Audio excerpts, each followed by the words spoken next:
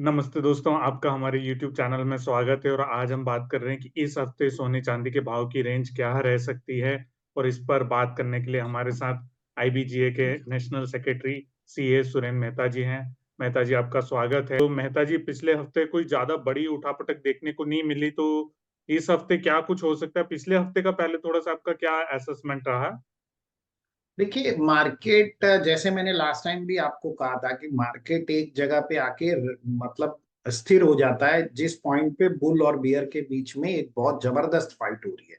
वो पॉइंट है $2036 से लगा के $2041 स्पॉट मार्केट में। तो हमने पिछले हफ्ते भी देखा कि मार्केट चला और बाद में 2032-35 डॉलर के ऊपर आके $35 के ऊपर आके वहां पे स्टेबल हो गया। तो ये जो मार्केट है, ये मार्केट अपनी दिशा खो चुका है और दिशा इसका मेन खोने का रीजन है कि जो फेड के कमिटमेंट्स हैं उस पे लोगों को अब भरोसा रहा नहीं है। अब आप देखिए जो फेड की वापस जो मिनट्स आई तो उसमें ये हुआ कि अब शायद रेट कट जून में होगा।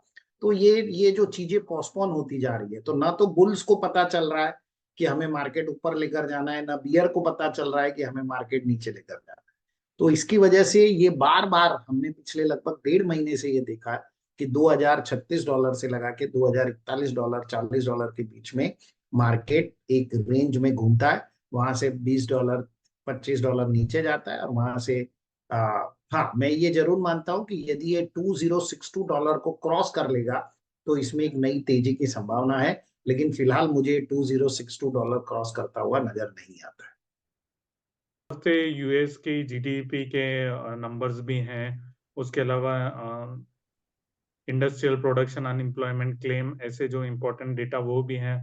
तो चूंकि यूएस जीडीपी है तो उसका भी इम्पैक्ट पड़ सकता है या कोई डायरेक्शन मिल सकता है फेड को कि कब तक रेट कट करना है। तो आपको क्या लगता है, क्या रेंज रह सकती है इस हफ्ते सोने के भाव की? देखिए जो यूएस के जीडीपी के डेटा है या इंडस्ट्रियल प्रोडक्शन के डेटा है, बिल्कुल उसके ऊपर मार्केट डिपेंड करेगा। लेकिन जैसे मैंने पहले ही कहा, लोगों का भरोसा फेड के स्टेटमेंट से बिल्कुल मतलब खो चुका है।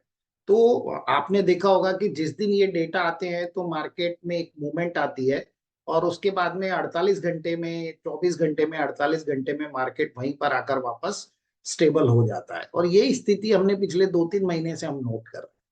तो बिल्कुल जब ये नंबर्स आएंगे तो मार्केट में उठापटक होगी और उसके बाद 24 से 48 घंटे में मार्केट जहां से ये उठापटक शुरू हुई थी वहीं पर वापस आ जाएगा। जहां तक 26 फरवरी से लगा के 2024 से लगा के 1 मार्च 2024 के बीच की बात है, मुझे लगता है गोल्ड का जो रेंज है वो $1995 से $2052 के बीच में रहेगा। 1995 टू $2052 के बीच में एक स्पॉट मार्केट रह सकता है। और भारतीय बाजारों में यदि मैं करंट आईएनआर से कन्वर्जन करूं तो 61,100 से लगा के 62,800 के बीच में गोल्ड के रहने की संभावना है। इसका मतलब मुझे अभी भी मैं इतना बुलिश नहीं हूँ गोल्ड को लेके, क्योंकि ऑलरेडी 62,200 300 के तो प्राइसेस हम देख ही रहे हैं। तो यहाँ से ₹500 ऊपर है, लेकिन नीचे की डाउन साइज मुझे ज्यादा नजर आती है। चांदी के भाव को कैसे देख रहे हैं सर आप?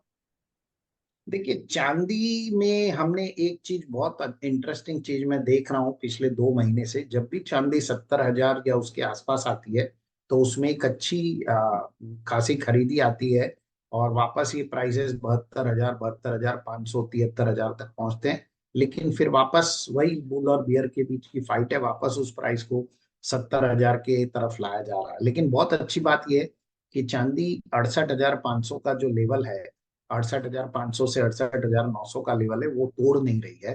तो मैं थोड़ा सा चांदी में बुलिश हूँ। 26 फरवरी से 1 मार्च 2024 के बीच में चांदी की रेंज $22.32 से लगा के $23.52 तक रहने की संभावना है। भारतीय बाजारों में 68,500 से लगा के 72,150 के बीच में रहने की संभावना है। तो जैसे मेरा जो प्रिडिक्शंस भी है, वो प्रिडिक्शन में भी आप देख रहे होंगे कि ये जो लेवल है 68,500 से 68,900 का लेवल चांदी नहीं तोड़ेगी, ऐसा मुझे लगता है। ये तो बात हो गई सोने चांदी की। सर, अगर हम इब्जा की बात करें तो अभी आप क्या कुछ नया कर रहे हैं इब्जा की तरफ से? देखिए जैसे कि आपको पता ही है, इब्जा 105 साल पुरानी संस्था है, और हमने ये जो संस्था है, ये सारे ज्वेलरों को, बुलियन डीलर को, और जितने भी अलाइड इंडस्ट्रीज हैं उनके रिलेटेड, उन सबको जोड़ने के लिए ये संस्था आज से बरसों पहले, 105 साल पहले शुरू की गई थी। तो हमारे पास बहुत सारे कैटेगरीज ऑफ मेंबरशिप है। हमारे पास में प्रिविलेज मेंबर्स हैं जो बिल्कुल फ्री है, हमारे पास प्रिफर्ड ज्वेलर्स हैं, जो छोटे ज्वेलर्स हैं उनके लिए ये कैटेगरी है, और जो एक अच्छे साइज के ज्वेलर्स होते हैं या बुलियन डीलर होते हैं उनके लिए प्लेटिनम मेंबरशिप है। तो फिलहाल हम लोग प्लेटिनम मेंबरशिप में सभी को रिक्वेस्ट कर रहे हैं कि आप अपने आप को प्लेटिनम मेंबरशिप में कन्वर्ट कीजिए। इसका हमने एक स्पेशल प्राइस रखा है, which is only 1 lakh rupees for the life time, और ये बहुत ही लिमिटेड पीरियड के लिए और लिमिटेड लोगों के लिए, लिमिटेड नंबर्स हैं हमारे पास में जो हम प्लेटिनम मेंबर्स बनाएंगे, उससे ज्यादा हम बनाएंगे नहीं प्लेटिनम मेंबर्स। तो एक बहुत ही अच्छी अपॉर्चुनिटी हमने दी है, और प्लेटिनम मेंबर्स बनने के तमाम फायदे होते हैं। वो आप हमारी यदि वेबसाइट पे जाएं तो वहाँ पे आपको बिल्कुल मिल जाएगा, क्योंकि प्लेटिनम मेंबर्स को हर चीज में प्रायोरिटी दी जाती है। बेसिकली चुनाव भी प्लेटिनम मेंबर्स ही लड़ सकते हैं, और जो वोटिंग है वो भी सिर्फ प्लेटिनम मेंबर ही कर सकते हैं।